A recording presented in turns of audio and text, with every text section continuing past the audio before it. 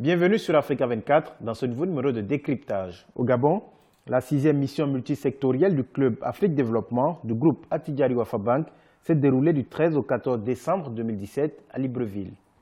En partenariat avec l'Union gabonaise de banque, cette mission était axée autour du thème « Investir au Gabon ».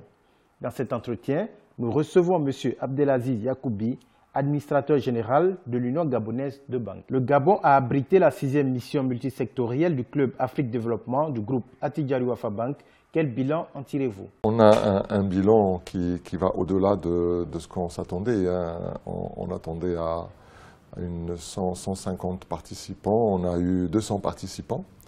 Et bien entendu, tous ces participants, c'est soit des hommes d'affaires gabonais, soit des hommes d'affaires étrangers. Et bien entendu, il y a la participation des membres du gouvernement et de l'autorité.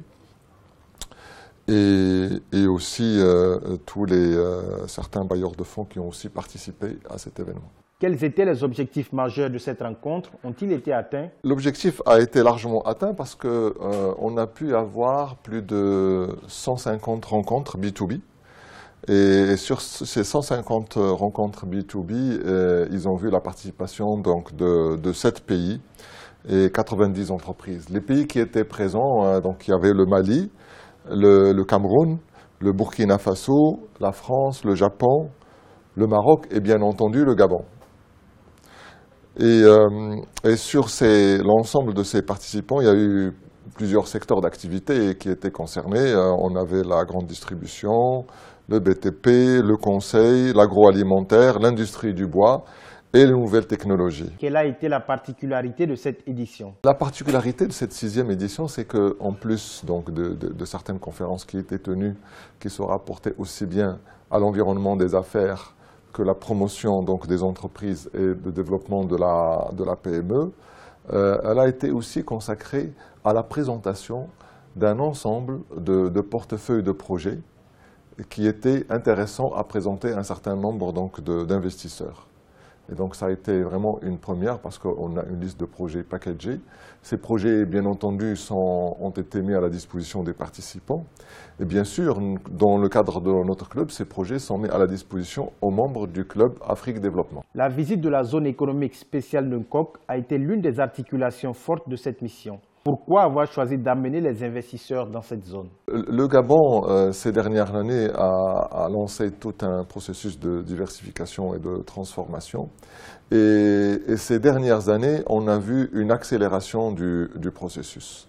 Et parmi les points qui montrent cette accélération, c'est la zone économique spéciale qui a été développée il y a quelques années. Et on assiste à ces 2 dernières années à un foisonnement d'entreprises. Et donc ça a été aussi l'occasion de montrer à des gens qui ne connaissaient pas cette zone et les possibilités d'investissement qu'on avait dans cette zone, de leur montrer ce potentiel et aussi de montrer comment fonctionne cette zone. Donc la particularité qu'elle a, c'est d'avoir un guichet unique.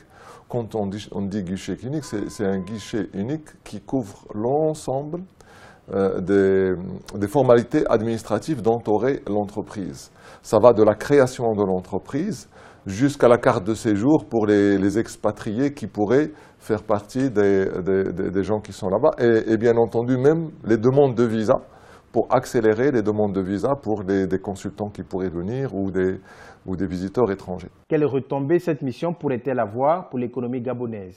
Alors, elle a plusieurs dimensions. Donc, l'apport important, c'est bien entendu montrer davantage le Gabon en termes donc, de terres d'accueil et de terres d'investissement.